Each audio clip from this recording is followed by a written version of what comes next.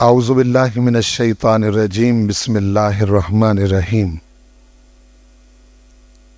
لا اقسم بہذا البلد۔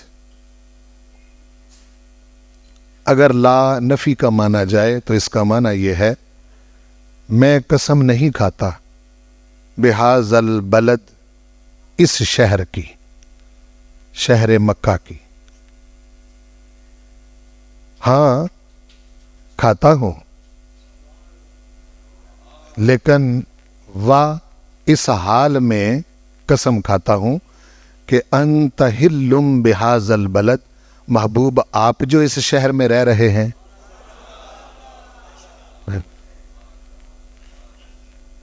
یعنی وجہ قسم حضور ٹھہرے، آپ کی وجہ سے قسم کھائی، حالانکہ مکہ کی فضیلتیں اور کئی لحاظ سے بہت زیادہ ہیں، لیکن ان کو وجہ قسم نہیں بتایا۔ وجہ قسم اپنے محبوب کریم صلی اللہ علیہ وآلہ وسلم کو قرار دیا۔ دوسرا معنی یہ ہو سکتا ہے کہ لا عربوں کے ہاں زائدہ مانا جائے، وہ تحسین کلام کے لیے لا کا استعمال کرتے تھے، یعنی کلام کو خوبصورت بنانے کے لیے۔ وہ بے مقصد لا نہیں ہوتا تھا، لیکن اس کا مقصد معنوی نہیں ہوتا تھا، بلکہ کلام کی تحسین ہوتا تھا۔ اگر وہ معنی کیا جائے تو پھر ہم لا کا معنی جو ہے وہ نفی میں نہیں کریں گے۔ پھر لا زائدہ مانا جائے گا جو تحسین کلام کے لیے لایا جاتا ہے، تو پھر اس کا معنی یہ ہوگا لا اقسم بہذا البلد۔ اب لا کا معنی نہیں کرنا، اقسم بہذا البلد، میں اس شہر کی قسم کھاتا ہوں۔ کیوں کھاتا ہوں؟ اس لیے کھاتا ہوں کہ وَأَنْتَ حِلٌّ بِهَذَا الْبَلَدِ، محبوب آپ جو اس شہر میں رہ رہے ہیں، خواہ بات وہ ہو یا یہ ہو، دونوں معنی میں وجہ قسم حضور کریم صلی اللہ علیہ وسلم کی ذات ٹھہری۔ اس میں بہت ساری باتیں ہو سکتی ہیں، لیکن میں آگے بڑھنا چاہ رہا ہوں۔ وَوَالِدٍ وَمَا وَلَدَ، قسم ہے والد کی اور اس کی جس کی ولادت ہوئی، یعنی والد کی قسم اور مولود کی قسم۔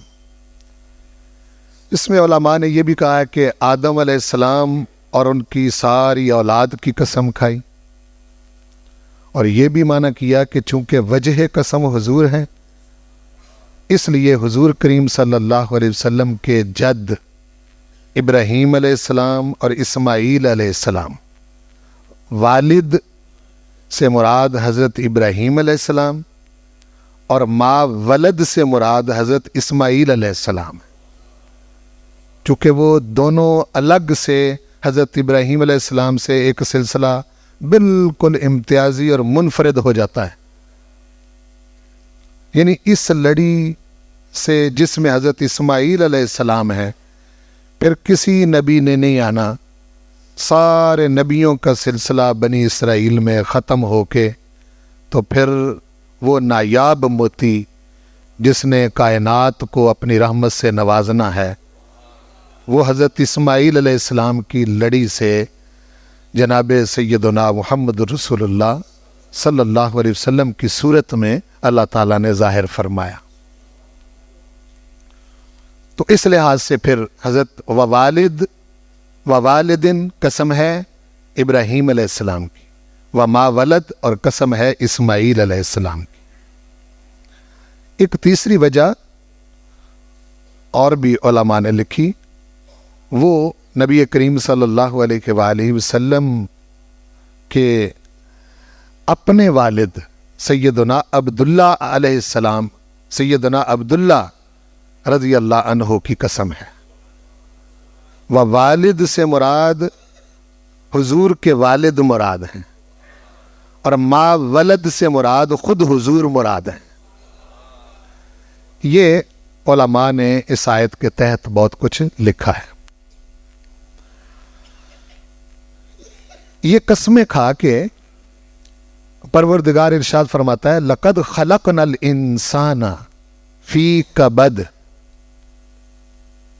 بلا شک و شبہ، بالتحقیق ہم نے انسان کو خلق کیا، انسان کو پیدا کیا، فی کبد، مشقت میں.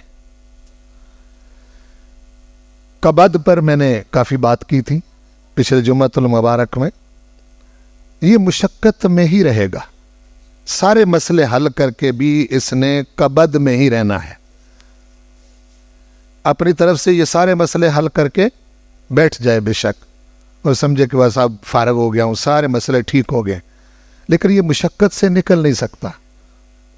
جو ہی ایک مشقت سے نکلے گا دوسری مشقت سر پر تیار ہوگی، دوسری سے نکلے گا تیسری سر پر تیار ہوگی. اس نے اسی میں رہنا ہے اور ہر ایک نے رہنا ہے، خواہ وہ کس حال میں ہے. وہ جھونپڑی میں رہ رہا ہے تب، محلوں میں رہ رہا ہے تب، بادشاہ ہے تب، رعایا ہے تب، امیر ہے تب، غریب ہے تب، آقا ہے تب، غلام ہے تب، کسی بھی شکل میں ہو. انسان کی بات کی، اس میں الگ نہیں کیا کسی کو کہ فلاں آدمی جو ہے وہ مشقت سے نکل جائے گا. اتنا پھنسا ہوا انسان جو اس نے ہر وقت مشقت میں رہنا ہے، فرمایا ایحسب ان لن یقدر علیہ احد، کیا یہ گمان کرتا ہے، کیا یہ خیال کرتا ہے کہ اس پر ہرگز کوئی قدرت نہیں رکھتا.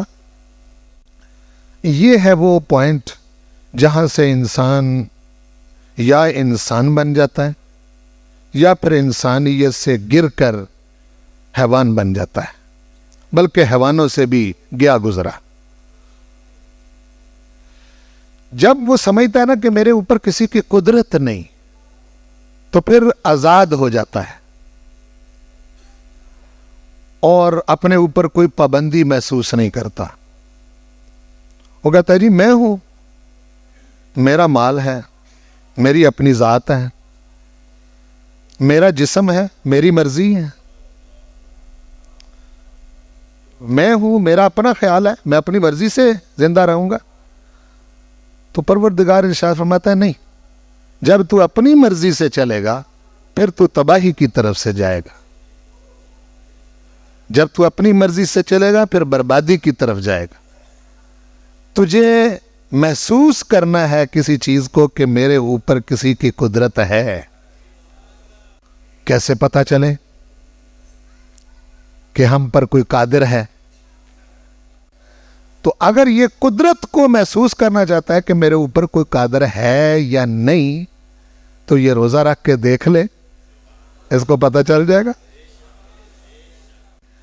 یہ اکیلا رہے، ساری نعمتیں موجود ہوں، کھانے موجود ہوں، مشروبات موجود ہوں، گھر میں بیوی اکیلی ہے، کوئی روک ٹوک نہیں، لیکن روزہ اس کو محسوس کرواتا ہے کہ کوئی ہے جو تیرے اوپر قدرت رکھتا ہے. کوئی تو تجھے نہیں دیکھ رہا لیکن وہ دیکھ رہا ہے. یہی رولا ہے پوری دنیا کے اندر.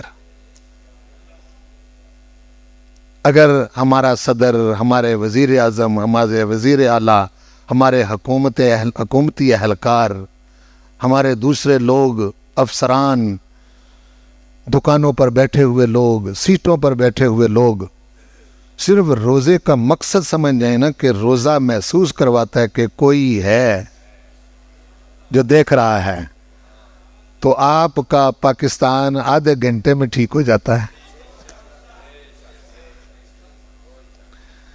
جس کو یہ پتا ہے کہ خدا ہے، وہ بسیدہ گلے سڑے پھل کیوں بیچے گا؟ جس کو یہ پتا ہے کہ کوئی ہے، وہ رمضان شریف میں روزے داروں کی مجبوری سے فائدہ اٹھاتے ہوئے چیزیں مہنگی کیوں کرے گا؟ جس کو یہ پتا ہو کہ خدا ہے، وہ حکومتی بڑے عہدوں پر بیٹھ کر اس غریب عوام کو مزید کیوں لوٹے گا؟ خدا ہی کو تو محسوس نہیں کر رہا، اس کو اکیلا بٹھا دیں۔ تو فرمایا کیا یہ سمجھتا ہے کہ اس پر کوئی قدرت نہیں رکھتا؟ ایسا نہیں۔ اچھا، پھر محسوس اور غیر محسوس طریقے سے انسانی نفسیات کا آگے ذکر کیا اگلی آیت میں۔ یہاں تک تو ہم پیچھے بات کر چکے تھے۔ فرمایا یقول اہلکت مالا لبدا، یہ اپنے اوپر کسی کی قدرت محسوس نہیں کرتا اور کہتا ہے کہ میں نے اپنی حفاظت، اپنے تحفظ کے لیے بہت سارا مال ہلاک کر دیا ہے، برباد کر دیا ہے، خرچ کر رکھا ہے، میں نے اتنے انتظامات کر رکھے ہیں کہ اب مجھے کوئی نہیں چھیڑ سکتا۔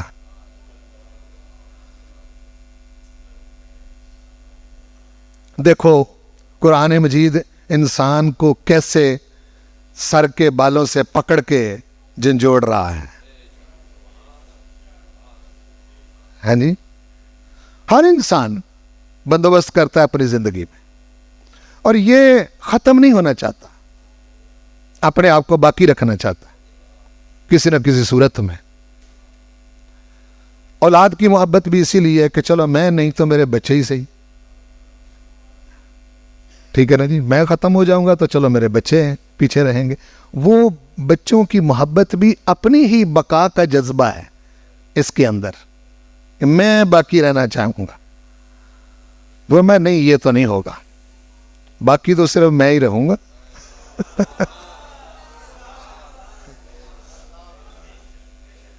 یہ تیرا خام خیال ہے کہ تو یہ سمجھ رہا ہے کہ میں بہت بندوبست تو کرتا ہے اپنی حفاظت کے لیے، کرتا ہے نا، کیوں جی، گارڈ رکھتا ہے، اور بلٹ پروف گاڑیوں میں سفر کرتا ہے، بلٹ پروف مکانات میں رہتا ہے، اور اپنی حفاظت کے لیے بہت لمبے سلسلے اس نے شروع کر رکھے ہیں۔ اور اب تو صحت مند پارٹس، باڈی پارٹس جو ہیں وہ دنیا کے اندر بک رہے ہیں، جس کا کوئی تھوڑا بہت ڈیمیج ہو جائے، اگر اس کے پاس مال ہے تو وہ صحت مند جگر، صحت مند دل، صحت مند معدہ، صحت مند فلاں چیزیں وہ باقاعدہ منتقل ہو رہی ہیں، پہلے سے وہ خریدی جاتی ہیں۔ ایک رپورٹ میں نے پڑھی، وہ ایک گویا تھا سنگر مائیکل جیکسن، اس نے پہلے سے اپنے باڈی پارٹس خرید رکھے تھے کہ اگر میرا جگر خراب ہو تو میں اتنی قیمت پہلے دے کے جا رہا ہوں، وہ اسی وقت بدل، میں مرنا نہیں چاہتا۔ چائنا کا ایک ڈاکٹر تھا تو وہ کچھ وقت بعد اپنا بلڈ چینج کرواتا تھا، وہ کہتے تھے وہ اس کی تحقیق یہ تھی کہ بلڈ جو ہے اس کے سیلز جو ہیں یہ ڈیمیج ہونے کی وجہ سے انسان موت کی طرف جاتا ہے، تو وہ اپنا بلڈ چینج کرواتا رہتا تھا کہ بس مجھے موت نہیں آنی چاہیے، مرنا نہیں چاہیے مجھے۔ تو بڑی بااعتماد ٹیم اس نے رکھی ہوئی تھی جو اس کے لیے انتظام کرتے ہوئے بدلتے، اور ٹھیک ٹھاک تھا، وہ یہی سمجھتا رہا کہ میرے ٹھیک ہونے کی وجہ یہ ہے کہ میں بلڈ چینج کرتا رہتا ہوں۔ ایک موقع آیا کہ وہی ٹیم جو بڑی بااعتماد تھی اس میں سے کسی نے غلطی کی اور موت واقع ہو گئی۔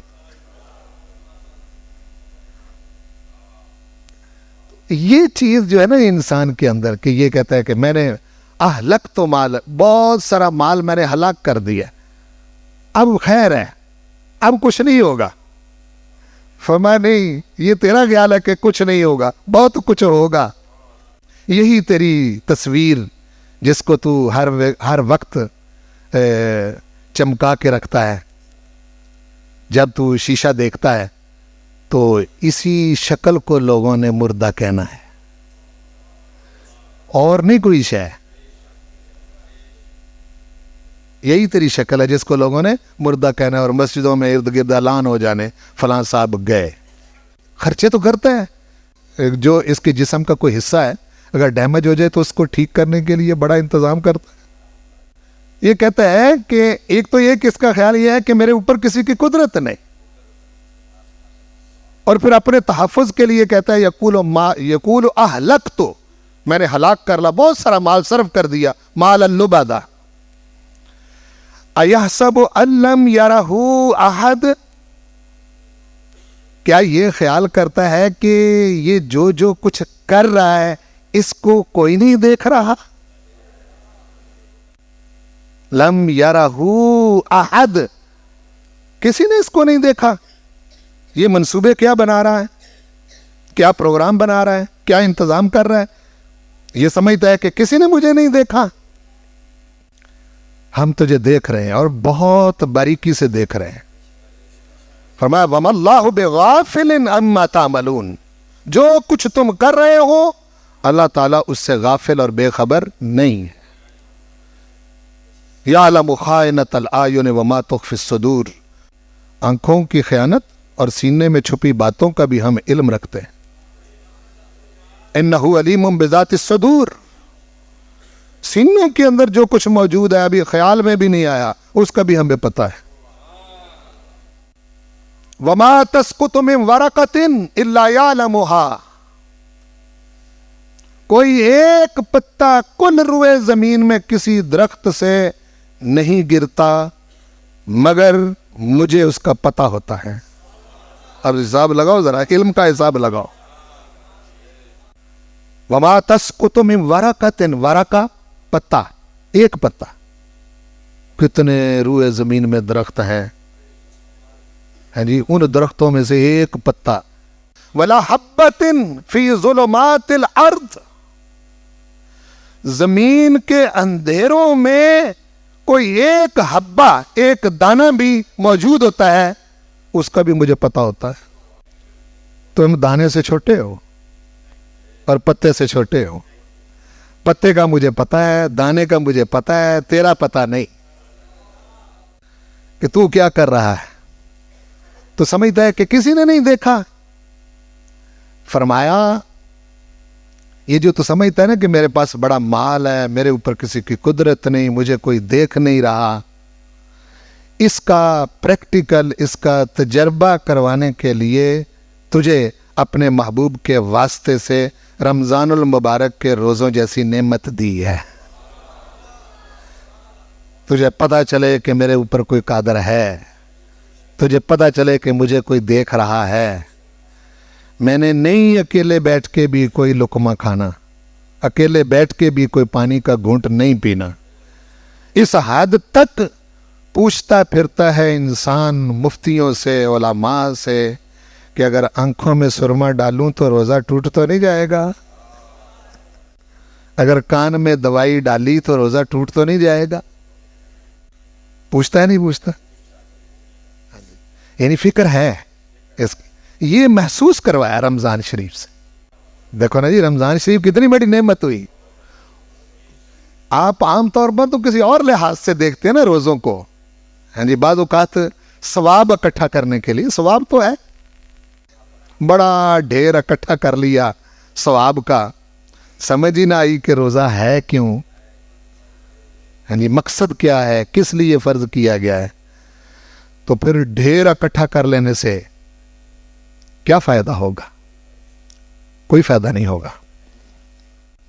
فرمایا ایک بات بتا،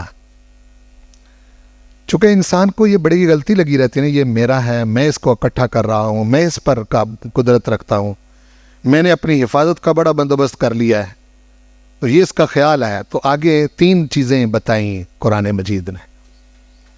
فرمایا الم نجعل لہ عینین ولسانا وشفتین وہدیناہ النجدین، کیا ہم نے اس انسان کی 2 آنکھیں نہیں بنائی؟ ولسانا، اور ایک زبان، وشفتین، اور 2 ہونٹ. دیکھو، کیا ہم نے اس کی 2 آنکھیں نہیں بنائی؟ یہ جو بہت اپنے اوپر قابو سمجھتا ہے، یہ آنکھیں تیرے وجود کے اندر کسی اور نے گاڑی ہیں؟ کوئی تیرا اپنا انتظام ہے جس سے تو نے اپنے وجود میں یہ 2 آنکھیں پیدا کر لی؟ وہ کس طرح، کہاں سے آئی ہے تیری یہ 2 آنکھیں جن سے تو دیکھتا ہے؟ اور جس کی 2 آنکھیں نہیں وہ معذور ہے نا. وہ اس طرح کے انتظامات کر سکتا ہے جس طرح آنکھوں والا کر سکتا ہے؟ آنکھ سے دیکھنا ہے. اگر وہ خراد مشین پر بھی کھڑا ہے تو آنکھ ہی نہیں تو کون سی شے بنا لے گا؟ اگر وہ کسی بھی مشین پر کھڑا ہے, اس کا پورا پروگرام ہے, تو اس کے اوپر لکھا ہوا ہے نا جی سٹاپ ہے, پلے ہے, فارورڈ ہے, بیک کرنا ہے اس کو, تو وہ آنکھیں ہی نہیں تو وہ اس کی ایک کی جگہ دوسرا بٹن دبا دے تو پھر تو سارا کچھ گیا. تو آنکھیں بہت بڑی نعمت ہوئی یا نہیں؟ اور اس کا خالق یہ خود نہیں, پھر فٹنگ بڑی ہے. اور وہیں ہیں آنکھیں جہاں ہونی چاہیے. خدا پاک کی عزت کی قسم ہے, شیشے میں صرف اپنی آنکھیں دیکھے, ان کی کاریگری دیکھے, سجدے سے سر نہ اٹھائے. کہتا ہے میں بڑا کاریگر ہوں. بھئی کاریگر تو تم ہو, آنکھیں ہی نہ ہو تو کیا کرو گے؟ اگر تو کمپیوٹر کا بہت بڑا ماہر ہے تو آنکھیں ہی نہ ہو تو تیری مہارت کیا کرے گی؟ وہ مہارت ہوگی ہی نہیں. سمجھے؟ علوم میں اتنی تو ترقی کر گیا, اتنا کچھ جان گیا, زمین کے اندر سے بہت کچھ تو نے دیکھ لیا, آسمانوں میں تو نے دیکھ لیا, باہر ڈاکٹر بیٹھا ہوا ہے, کچھ معمولی سے آلات دکھا کے, معمولی سے آلات لگا کے, تو وہ انسان کے پیٹ کے اندر جان لیتا ہے اندر کیا ہے. ہاں جی, آنکھیں ہی نہ ہو تو کیا دیکھے گا؟ کچھ نہیں دیکھے گا. عجیب انسان ہے, عجیب. اور پھر یہ جو سامنے چیزیں کھڑی ہوتی ہیں, یہ آنکھ میں الٹی ہوتی ہیں, نظر سیدھی آتی ہیں. پھر الگ الگ آنکھیں, غصے والی آنکھیں, پیار والی آنکھیں. آنکھیں بہت بڑا کام کر جاتی ہیں. آنکھ ہو صحیح. وہ اتنی ظالم شے ہے, جانور پر پڑے تو ہنڈیا تک لے جاتی ہے آنکھ, انسان پر پڑے تو قبر تک لے جاتی ہے. سیدنا یعقوب علیہ السلام نے جس وقت بچے کنعان سے مصر کی طرف جانے لگے تو فرمایا, بیٹا لا تدخلوا من باب واحد وادخلوا من ابواب متفرقہ. بیٹا مصر جا رہے ہو, ایک ہی دروازے سے اکٹھے 10 کے 10 میرے بیٹے داخل نہ ہونا. وادخلوا من ابواب متفرقہ, مصر کے الگ الگ دروازے, الگ الگ دروازوں سے جانا. ابواب متفرقہ. وہ وجہ کیا تھی؟ کہنا کہ جوان تھے, کڑیل تھے, یعقوب علیہ السلام کے بیٹے تھے, خوبصورت تھے, تو ان کو یہ کہا کہ اگر اکٹھے ایک دروازے سے داخل ہو جاؤ گے, لوگ ایسے دیکھیں گے, او یہ کون لوگ آ گئے, اور کسی کی نظر کھا جائے گی. پوچھو ماہر ڈاکٹروں سے, نظر لگی ہوئی ہو, ساری دنیا کی طب اور ساری دنیا کی میڈیکل سائنس اکٹھی کر لیں, ڈاکٹر کہتے ہیں اس کو ہے ہی کچھ نہیں, بندہ ٹھیک نہیں. وہ ڈاکٹر صاحب چیک کرتے, وہ کہتے ہیں کوئی بیماری نہیں جی, اس کے اندر روگ ہی کوئی نہیں. ہاں جی, لیکن بندہ ہل نہیں رہا. آنکھ نظر کھا جاتی. حضور کریم صلی اللہ علیہ وسلم کا ارشاد گرامی ہے کہ نظر بد جانور کو ہنڈیا تک اور انسان کو قبر تک لے جاتی ہے. اور یہ سبھی مانتے ہیں, یہ بولو, یہ سبھی مانتے ہیں. اس میں کسی فرقے کا کوئی اختلاف نہیں, چونکہ وہ بخاری میں ہے, مسلم میں ہے, حدیثوں میں یہ حدیث موجود ہے. حضور نے فرمایا ہے, وہ سبھی مانتے ہیں. جس مرضی مولوی صاحب کے پاس آپ جا کے بیٹھ جائیں, اس کو پوچھیں کہ جی بری نظر لگ جاتی, وہ کہتا لگ جاتی. کہتے سوچ لو, کہتے نہیں جی بالکل لگ جاتی. جس مرضی فرقے کے مولانا صاحب کے پاس جا کے بیٹھ جائیں آپ, اس سے پوچھیں کہ جی بری نظر لگ جاتی, ہر کوئی آپ کو کہے گا کہ یہ لگ جاتی. کوئی مفتی ہو, علامہ ہو, وہ یہی کہے گا کہ لگ جاتی ہے. تو پھر اس سے یہ پوچھیں, اگر بری لگ جاتی ہے تو اچھی کیوں نہیں لگتی؟ اگر بری نظر جانور کو ہنڈیا تک، یہ فیضان نظر تھا. کیا خوب عکاسی کی علامہ نے. یہ فیضان نظر تھا. یہ ابراہیم علیہ السلام کی نگاہ تھی، نظر تھی، یا مکتب کی کرامت تھی، یا کسی انسٹیٹیوٹ، کسی ادارے اور کسی یونیورسٹی، کسی سکول کی پڑھائی پڑھی تھی اسماعیل علیہ السلام نے؟ یہ فیضان نظر تھا یا کہ مکتب کی کرامت تھی؟ کیا تھا؟ بولو. سکھائے کس نے اسماعیل کو آداب فرزندی؟ اسماعیل علیہ السلام کو آداب فرزندی کس نے سکھائے؟ جی، باپ کی نظر بڑے کمال کر جاتی ہے. نظر ہو صحیح، بڑا کام کر جاتی ہے باپ کی نظر. اس میں یہ بات سمجھائیے، وہ باپ کی نظر کو محسوس کرو، اس کی آنکھوں میں دیکھو. بتاؤ مجھے ہمارے آقا کریم نے کیسی بات سمجھائی؟ فرمایا اپنے باپ کو محبت سے دیکھنے کا مقبول حج کا ثواب ہے. غور کرو ذرا. وہی باپ ہر وقت ہمارے سامنے ہوتا ہے تو ولی نہیں لگتا.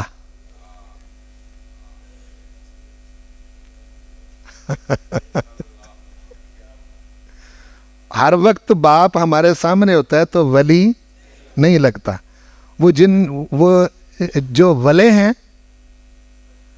جن کے اوپر بڑے پردے پڑے ہوئے ہیں، آپ کو پتہ ہی نہیں ان کا، وہ کئی میلوں کا سفر کر کے ولوں کے پاس جا کے آپ ان کو ولی مان لیتے ہیں، تو وہ گھر میں جو ولی ہے وہ نظر نہیں آتا، حالانکہ وہ ولی ہے. تو آپ مجھ سے پوچھ سکتے ہیں کہ جی وہ نماز نہیں پڑھتا پھر بھی ولی؟ آپ کا وہ ولی ہے. آپ مجھ پر فتویٰ لگا سکتے ہیں، میرا اپنا ذوق ہے اور میں تحقیق کی بنیاد پر یہ بات کرتا ہوں. وہ نہیں روزے رکھتا جی، نمازی نہیں، داڑھی نہیں رکھی ہوئی، سر پر ٹوپی بڑی سی نہیں ہے اس کے، بہت بڑا کچھ ہوگا ولیوں والا، جو علامتیں لوگوں کی ہوتے ہیں وہ نہیں اس نے پہنی، پھر بھی ولی. آپ کا وہ ولی ہے. نکما ہے، پاگل ہے، پھر بھی ولی، پھر بھی تو ولی ہے. عقل کوئی نہیں اس کی، سمجھ نہیں، پڑھا ہوا نہیں، پھر بھی آپ کا وہی ولی ہے. کبھی دیکھو تو صحیح اس کی نظروں میں، وہ باپ کی نظروں میں دیکھو، وہ محبت دیکھو، وہ دنیا کی کسی اور شخص کے پاس نہیں. وہ فیضان نظر ہے. اس کی نگاہوں میں نگاہیں ڈال کے دیکھو نا، وہ کیا شے ہے. تو آنکھ یہ بہت بڑی چیز ہے، یہ پار کر جاتی ہے، بندے کے اندر سے گزر جاتی ہے، 7 سمندروں سے گہری چلی جاتی ہے. آنکھ ہو تو عرش بھی پار کر جاتی ہے، آنکھ ہو تو زمین پر کھڑی ہو کے لوح محفوظ پڑھ لیتی ہے، پڑھ کر تقدیر کو بدل بھی دیتی ہے. ہو صحیح آنکھ. آپ اپنی آنکھ پر قیاس نہ کریں، جو دنیا کی ظلمتوں اندھیروں سے نکلتی نہیں، دھوکہ فریب سے باز نہیں آتی، ہر وقت چکمے دیتی ہے، ہر وقت ظلم کرتی ہے، ہر وقت زیادتی کرتی ہے، ہر وقت حق مارنے کی طرف دیکھتی رہتی ہے. لالچی آنکھ ہے، بددیانت آنکھ ہے، خائن آنکھ ہے. تو پھر آپ اس کو قیاس کریں اس آنکھ پر، تو بڑا فرق ہے. فرمایا الم نجعل لہ عینین، ہم نے اس انسان کو 2 آنکھیں نہیں دی، جو بڑی کام کی چیز ہے. ہاں جی، اس سے یہ سارا کچھ دیکھتا ہے. یہی نہ ہو تو یہ تم دعوے کرتے پھرتے ہو کہ نہیں میرے اوپر کوئی قابو نہیں ہے، میں نے بڑا انتظام کر رکھا ہے، مجھے اب کچھ نہیں ہوگا. فرمایا انتظام کس سے کیا ہوا ہے؟ میری دی ہوئی 2 آنکھوں سے کیا ہے. تو نے آنکھیں میں نے دی تھی، ہاں جی، ان آنکھوں سے دیکھ کر بہت کچھ تم کر گئے اور اس کو کمال اپنا سمجھ رہے ہو، اور کہتے پھرتے ہو میں بڑا عقل مند ہوں، بڑا سمجھدار ہوں، بڑا سیاںا ہوں، میں دیکھ لیتا ہوں. تو الم نجعل لہ عینین، ہم نے اس کو 2 آنکھیں نہیں دی. یہ جو پچھلا دعویٰ کر رہا تھا نا، پچھلا، اس کا رد کر رہا ہے. پچھلا دعویٰ یہ تھا میرے اوپر کسی کا قابو نہیں، مجھے کوئی نہیں دیکھ رہا، میں نے بڑا انتظام کر رکھا ہے، اپنا مال لگا دیا ہے اپنی حفاظت پر. میں کیسے لگایا ہے؟ یہ مال آیا کہاں سے؟ کدھر سے آیا؟ کمایا کیسے تو نے؟ ہم نے تجھے 2 آنکھیں دی تھیں، وَلِسَانًا، اور 1 زبان دی تھی، وَشَفَتَيْن، اور 2 ہونٹ دیے تھے. ہونٹوں کا ذکر بھی بڑا ضروری ہے. جن کے ہونٹ نہیں، چہرے دیکھیں ان کے. زبان نہ ہو، دیکھے سب کچھ، ہر شے دیکھے، زبان ہی نہیں، اظہار کا اس کے پاس کوئی طریقہ ہی نہیں ہے. یہ ہے بات. ابھی ہم اس پر رہیں گے. وما علیہ الا البلاغ.